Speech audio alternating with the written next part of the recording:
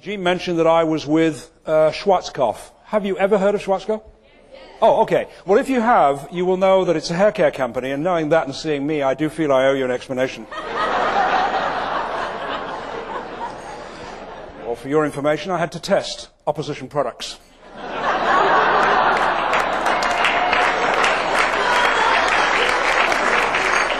As a rescue strategy, I've just stopped using hair conditioner in the mornings in the hope that I'll get split ends.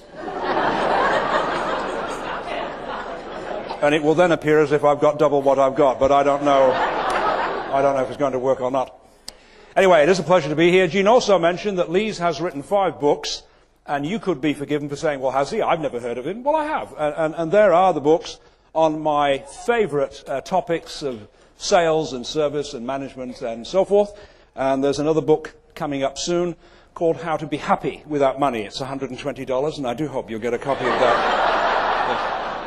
These people want to be successful. We live in a society that demands that you and I be successful. Meaning what? Well, for a start, you must live in a home that exceeds your personal space requirements by at least 7-fold. Otherwise, frankly, you're nothing. And throughout your life, you must strive to buy things you don't need, with money you don't have, to impress people you don't like. The people at the bottom see themselves as victims and casualties in life and business, waiting for whatever it is that oppresses them to pass on by and leave them alone. I want to get paid what I'm worth. We're not allowed to pay less than the award. And who was it that discovered you could get milk from a cow? And what did he actually think he was doing at the time? Now the question is, why do they talk in this whining, whinging, moaning way? And I know a lot about this. I'm from Great Britain. We're world champions. How can you tell when a plane load of Poms have arrived at the airport? Simple, because when they turn off the engines, the whining is continuing. By the way, originally, I'm from Manchester. I live here in Sydney, so on the one hand, I was delighted that we had the Olympics, but on the other hand, having come from Manchester, I was somewhat upset that Manchester did not win the Olympic bid. And to be honest, I'm still bitter about it. Because I really do believe that the Olympics would have been far more exciting in Manchester than they ever could be in here in Sydney. Please think about it. Here in Sydney, the games were over in 2 weeks. In Manchester, due to the weather, it could have gone on for a year. See what I mean? Economically, it would have been better because we could have had the Winter Olympics at the same time. I don't think that's ever happened before. The challenge to the athletes would have been greater. When have we ever seen a marathon run in overcuts? Surely the long jump would be more interesting if they landed in a puddle.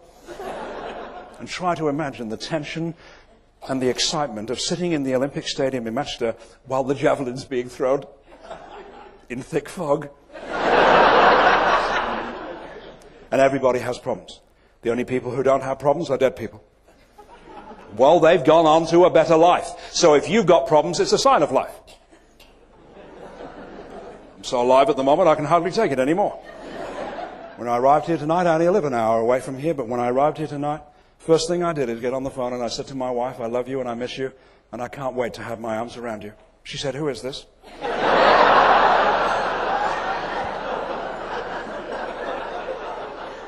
Don't tell me you don't have relationship problems. We had an argument the other night that lasted for an hour and a half, but I'll tell you this, when it was over, she came to me on her hands and knees. But I would not come out from under the bed.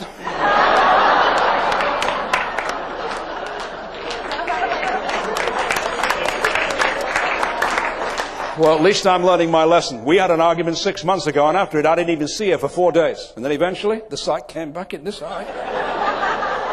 It's normal. It's normal to have marital problems. One of my kids said to me once, Dad, I think everyone in the world hates me. I said, don't be silly. Not everyone's met you yet. People sometimes say to me, well, what fears do you have in business? And I do have fears in business. I do, honestly I do. But my great fear isn't business. My great fear, personally, I may be the only one in the room, my great fear as a man is getting to be really old. Really old. Now, When I talk about it, I'm talking about getting into your 80s and 90s and so forth and so on. My great fear as a man of getting to that ripe old age isn't losing hair and getting lines. I hate those things, but that's not my great fear. My fear as a man of getting really old is that I know that my trousers will continue to go higher all the days of my life. This is my great fear. There's no question about it. There's nothing men can do about it. The higher the trousers go, it's a sign of age. So we must ask ourselves, why does this happen to a man? Does he arrive at a certain age where his body begins to collapse into his trousers? Does he get to a certain age where he cannot remember what size trousers he takes? This continues, you can get into your back pocket over your right shoulder. Then his tie that has known corporate freedom all his life will one day go straight down into his pants.